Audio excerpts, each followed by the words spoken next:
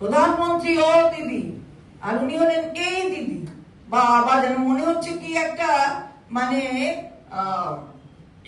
এরা কারা এই ধরনের, এরকম ধরনের আচরণ, এরকম ধরনের কথাবার্তা কারা বলে, কিরকম যেন গুন্ডা গুন্ডা ভাব, এরকম একটা টাইপ।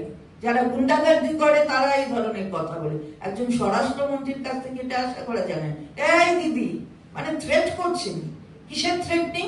এখানে এসে কথা বলতেই শেখেননি এখনো, রাজ্য কি সামলাবেন? একটা মহিলা মুখ্যমন্ত্রী, আমি আবারও বলছি যে মুখ্যমন্ত্রী, তিনি মুখ্যমন্ত্রী, তবে হ্যাঁ তিনি মহিলা।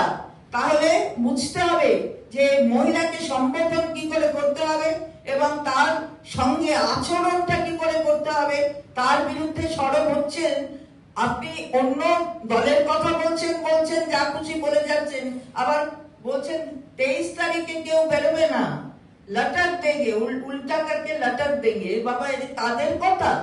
এ তো মস্তানদের কথা।